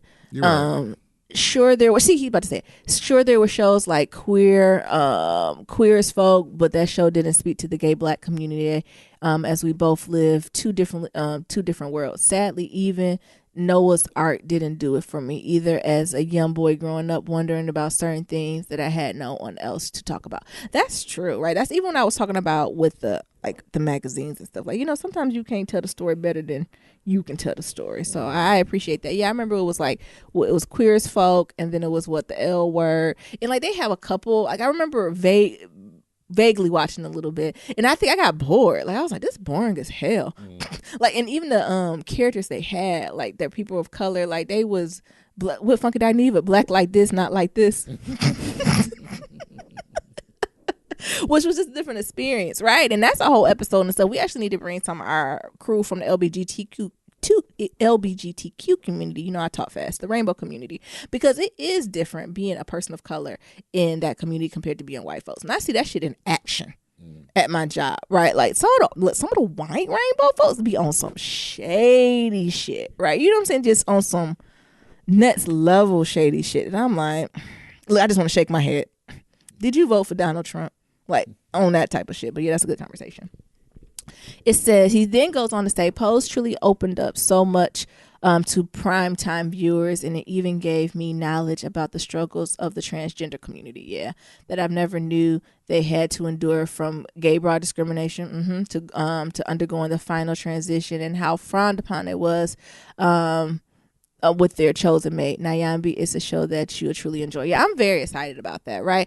The respect has not been put on the black, I was going to say people of color, but particularly the black gay community and the influence that they have had on the black culture, right? So as we say, tea, shade, honey, all that shit, all that lingo come from the gay community. That came from a lot of folks oh, that's from black women. Actually, that's from the gay black male community, right? That, I think they were influenced maybe by their mothers or sisters or whatever, but they started the lingo, honey, right? And then we picked it up. I would even go as far as the makeup game today. Don't you be getting these YouTube girls mad. I'm for real though. I would go as far as the makeup game today. Child, with them beat faces, and as they say, the folks in the makeup world, when you bake in the face, that came from folks who were in the drag community, right? And how they had to set the makeup and how they had to get creative. Don't you hurt these YouTube guru feelings. They can say what the fuck why they they trying to get them makeup plans? We need to get some of the other folks who've been doing it for a long time on telling us how to get the right. Come on. Cool. And I watched Paris is Burning with You the other. That some of the makeup was doing now, honey. Come on. Right. I said shit. Yeah, because you didn't see Paris was Burning. No, I remember seeing that. Yeah, I seen that years and years I was ago. Damn. You talk about that's a YouTube guru. Right. That's a Fenty model. Dude got YouTube guru makeup there, right there. Shit, he should have had a YouTube channel. He should have 1 million followers. He should have 1 million subscribers. He should have his YouTube. What's it called? The silver. Right. That little platinum gold, that platinum play button. Because what he just did, sis with 3C hair or sis with the overgrown Angela Davis afro doing it. Not first of all, ain't doing it as well, but doing it too. Yeah. Okay. I'm just saying, the makeup. You right. The rainbow community killed that shit. Yeah, so I think a lot of the respect isn't given, right? And I think I don't think it's a problem that we use the lingo or we doing the things right, but I don't think we put in respect on where it came from. That's all. Anyway, it goes on and says, as for Cuzzo Niram, John Singleton put his foot in Snowfall. Did he? Unlike Nyambi, nope. I love a good drug dealing, paid in food, shoot 'em up, run, nigga, run. Pocket. Yes! Run, nigga, run. They shooting. I can't stand. I only can watch so much of it. I love that shit. It says, I don't know how far y'all gotten, so I won't spoil too much until I find out where you are. In the show, I will say it's going to get crazy how these characters end up connecting. Got to love a good drug deal. When you bring the drug game into it, it's good. Yes. And then the last paragraph said, I can't slide you. My sister HBO, Showtime, all these high as subscription password, but one side I trust this college is still up and running. Damn, I can't see. He done blocked the thing. It says Mr. World Premiere usually has all the black related shows, documentaries, etc. So check him out since the people want to be stingy with their subscriptions. Thank you. We're gonna get it. We just slacking a little. Right. How you guys have a blessed and positive week. Peace in black love. Thank you. That was amazing. Mm-hmm. Yeah, but it's something to that. You reading the next one here? Yeah, give me 1 second. What you doing? I'm just making note of something. You always making note of something. Oh, yeah. So we got another. This is from my homegirl, Juliana. Hey! You know how Juliana be. She be at her desk at work. She got a running note. With Outlook open. She got a Google Doc. With Outlook open. And she just got Black Love Matters already. I'm surprised she's not going to just share a Google Doc with us. It'd be like this week's updates. Y'all go to the Google Doc. It's like a shared document. She just got the shortcut. Control Alt B. The Black Love Matters is already going to her Outlook. And she shoot us off an email. But we love you, sis. Yeah. So she sent us like 3 emails. Okay. First one, I'm just going to lump them all together. Yes. First one, it says, "You're back. I'm 10 minutes in, and Nyambi has not taken a breath." Y'all know I get to talking. Emojis. I get to talking. Giving me this interview wisdom this morning. I be sending these interviews like, what is going on here? Exactly. Mm-hmm. The other one is the idea of grounding is making me consider how I spend my days too. Yeah. I'm a real housewife of Louisiana right now, and my life could use more structure. Yes. Telling it's you, something about it. You gotta get grounded. Yeah.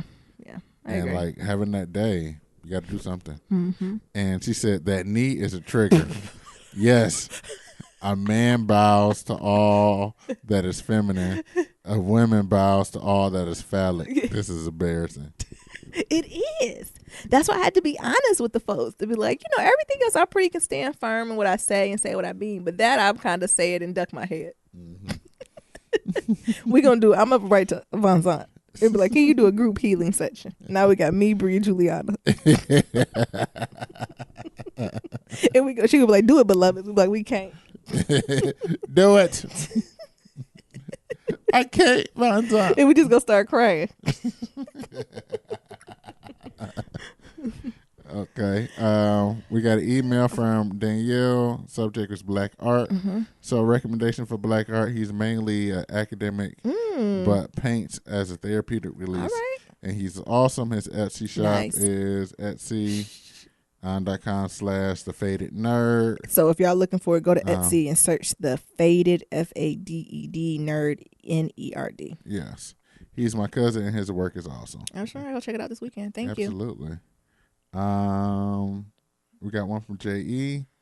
and she says, "Hey, it's J.E. Is it J.E. or J? I think we've argued over this before. J.E. Yeah. I just left a voicemail and I'm so excited, and I'm getting ready for work, and I go on my Snapchat.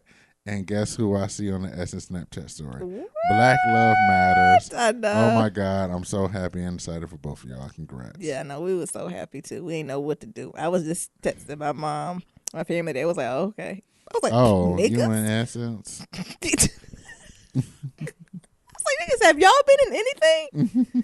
Except the Detroit blotter?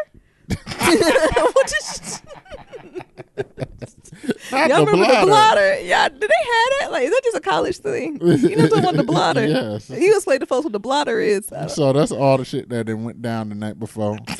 On college papers. College campuses or whatever. I think it's with the clergy effect. Because with the Clergy Act is an act that happened because a white girl, something happened to her. So you have to, that's not bad. I think she lost her life on it. The Clergy Act is like, you have to report like all like crimes and stuff. All the crimes that happen. Within a certain time at universities, like to be transparent with what's going on. Because the young lady, whoever got hurt, right? Like if they would have kept track of this man and blah, blah, blah. Like, so they get to report everything. So it's transparency and reporting. Mm-hmm. Mm-hmm. So it'd be like 25, 6-year-old. It turns into comedy, right? It was for post more serious thing, like stuff that happened to keep an eye on that stuff. But it'd be like somebody stole a Snickers from Walmart. 26-year-old male, blah, blah, blah, stole 5 Snickers from Walmart. Police was called. Police searched suspect. Found 3 of the 5. Found 3 Snickers and 2 wrappers. And 2 wrappers in his ass or some shit like that. We used to read it and crack up. And then with the age of social media, that got to be horrible now. Where before we really ain't have it. Right. All right, am I reading the next one? Yeah, so this one's from Brianna. All righty, and it says mental health. It takes you way, way over, or way under. Yep.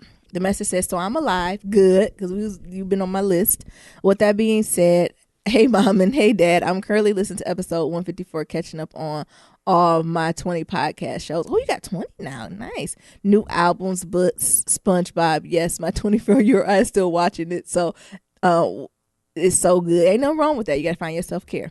While I take out my braids and relax this beautiful Sunday, I thought, let me check out what y'all, check in on y'all. Hopefully I can muster up the courage to inform in detail where I have been. But for now, it's too soon and I can't relieve the bullshit. Take your time. We here. I'm doing much better. I see some light at the end of the tunnel. It's faint, but my faith ain't. So there's that. Come on. She said it's faint, but my faith. All you need is a mustard seed. And you done messed up. Now I'm on the pot line with the Lord. So I'm putting you in my prayer rotation too now. Great to hear y'all voices again. Hope you both are doing well and living your best life, not going back and forth with these niggas. LOL. It's long overdue, but I'm sending a separate plug email right after this, and I'll talk with you guys soon. Peace and love. Perfect. Yes, well, we send a good energy. Like I said, everyone's always going through something, right? It's all about, perseverance and remaining in that storm, right? And knowing that it's all in divine order, right? So find through that pain, find your purpose, right? Let birth the purpose through all this, and know that we here. If you need a voice, we don't got to read it online, right? We won't do that. But just know go that. Go ahead and put it in there. This ain't for the podcast. Know that we're thinking of you, and like I said, I'm gonna add you to my prayer hotline. I'll tell Nero I'm gonna add you to his meditation lineup. Is it in the meditation lineup, Nero? Yeah, it's in there. It's on the hotline for me though. We got a couple voicemails. Oh, nice. We haven't had voicemails in a sec. Let's see here. Okay, Nero. Every week, it's just like old times. Oh my God, Mira, and my oh my God. Okay, so I'm in Philadelphia. This is J.E. Oh, see, it's J.E. I'm on Snapchat at 7 a.m. I just got up. I just did my morning meditation and like that. So I had to do a bounce. I'm on Snapchat. I'm on Essence website. I'm on Essence Snapchat. And Black Love Matters is there. Jesus. I was so hyped. I'm going to send you guys an email. I'm so excited. I just got, for some reason, I was like, wait a minute. I know you. We done hacked them. I listen to y'all, but I feel like I know y'all. Oh, so man. I just got really, really happy. So I was just calling you guys super early. And you just made my day. Okay? So have a great day. This is J.E. I called it. I left a message. Not a message. I sent an email. I'm not going to write, I can't read right now. No, that you sound like me. And I just saw this. But I'm just really excited. So congratulations. Thank you so much. I'm going to send this to you guys in an email. I just have to tell you guys. Thank you. Bye. Thank you so much. No, I'm still excited about it. You still be excited about stuff. I'm like, look at God. Right. Won't he do it? I'm trying to go pick up the latest Essence to see if we got up in the magazine. I don't even care, right? Because it's going to live online forever. It ain't going nowhere, right? It's just something I think that really helped me recenter. Like, how you get little whispers or, maybe whispers, like little signs that you're on the right path. I think that was like a sign for me, like to say, okay, you're doing right. Because, I be, when I be praying, my prayers don't even sound like prayers, honey. They just sound like straight up conversations. Like you think somebody in the room with me. And I'm like, Lord, is this right? Is this not what I'm supposed to do?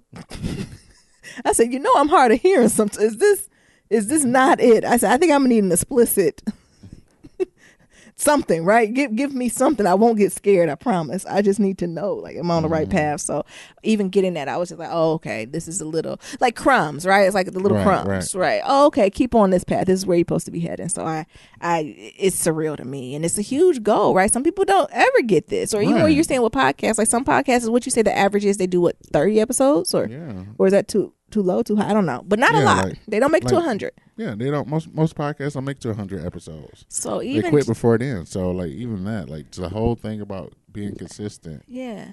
And persistent. And I think also what I got from it that I was never expecting was like the community.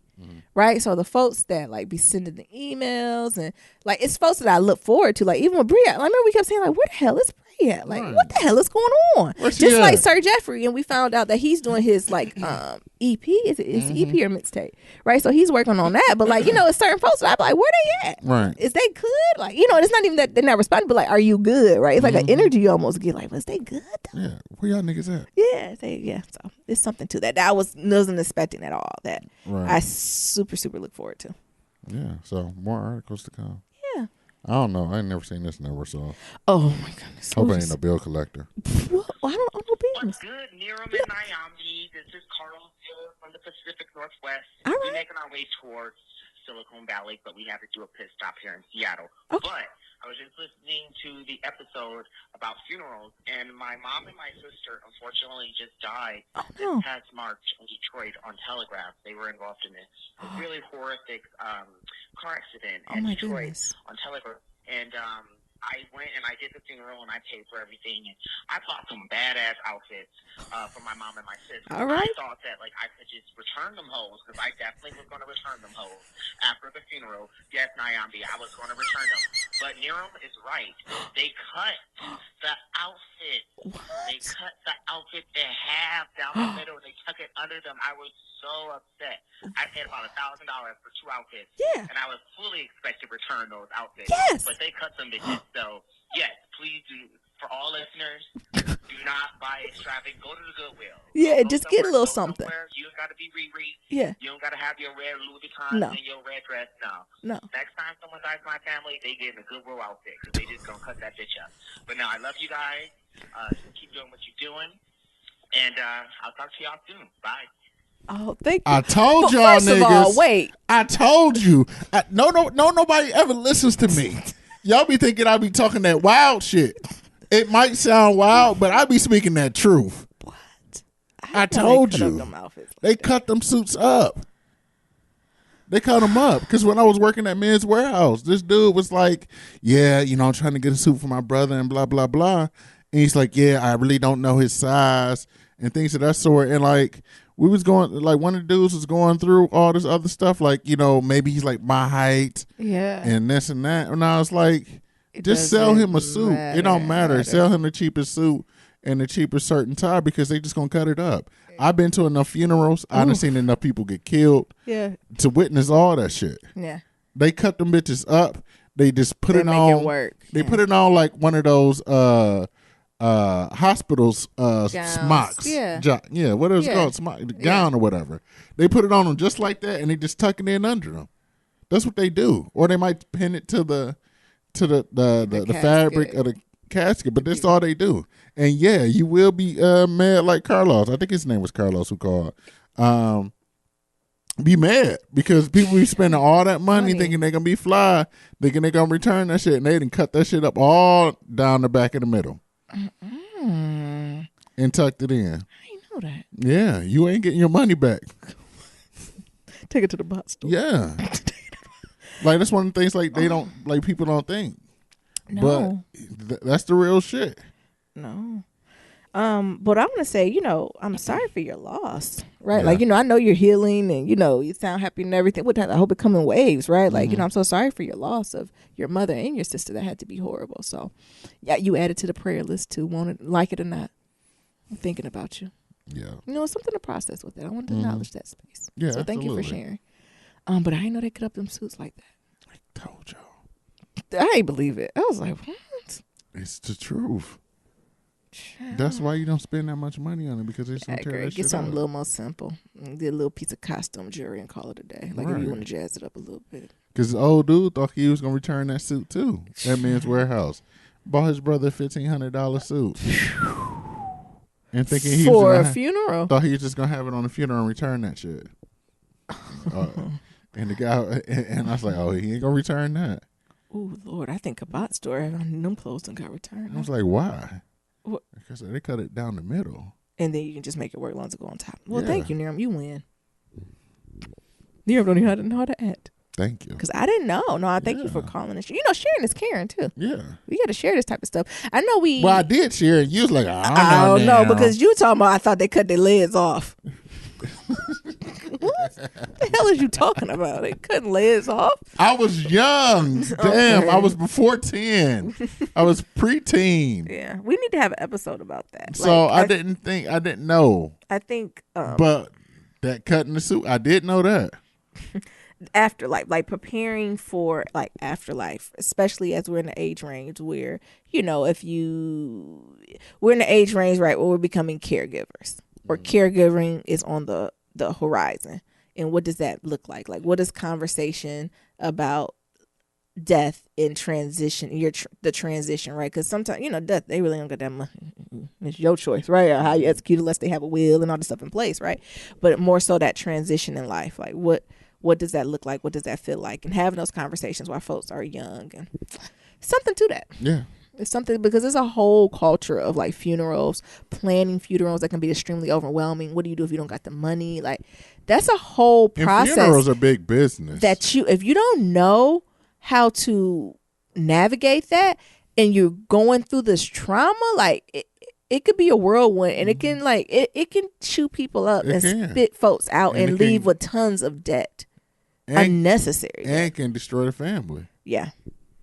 And can destroy the family. On that note. Yeah, I'm just saying. It is. Like, I think we should have a podcast that fleshes that out a little bit more, right? To say, you know, what is the process you take, right? Like, you know, simple stuff. Like, when someone dies, then what?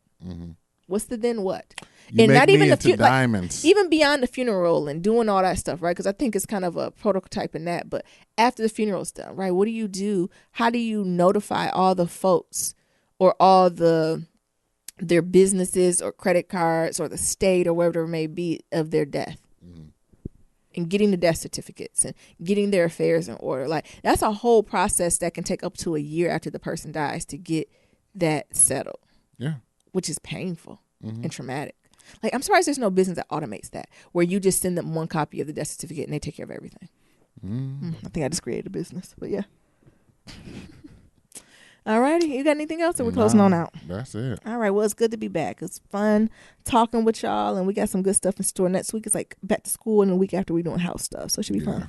Oh, I also got a merch sale going on. Oh, well, maybe we should tell people. Truthfully, I just forgot about it. Okay, well, maybe we got to extend it. Okay, Nero. Jesus. How you have a sale? Don't tell nobody. I put it on Instagram. But still, I forgot you don't be on there like that. But I forgot to tell folks. Extend it. Tell y'all. Extend it. It was an end of summer sale. Yeah, you got to extend it then. 20% off. Yeah. Oh, like for Labor Day. It was some good Labor Day sales, wasn't it, y'all? Use code BYSUMMER, BYE summer. Near come on, wrap it up. Sale ends 9/9, but I'm at the extend that. I'll extend it to next Monday. Wrap it up for us. My bad, y'all. Yeah, that was you dropping balls. But it's a sale going on. Go get some merch. We got some new stuff coming out. Yep. One of the things I'm working on is a Black Love Matters Letterman jacket. Oh my goodness. Yeah. That's so extra. You niggas are so extra. That bitch gonna be fly. Close us out, Nero. Come on. Anyways, as always, you want to submit your Black Love story, go to blacklovematters.com. So that's love story. To submit a question for Kitchen Table Talk, shoot us an email, blacklovematters@gmail.com. To leave a comment about anything we talked about, head on over to that website or shoot us an email or a voicemail at 508-784-1111. That's 508-784-1111. Talk to y'all later, and remember, love is ever evolving. Peace.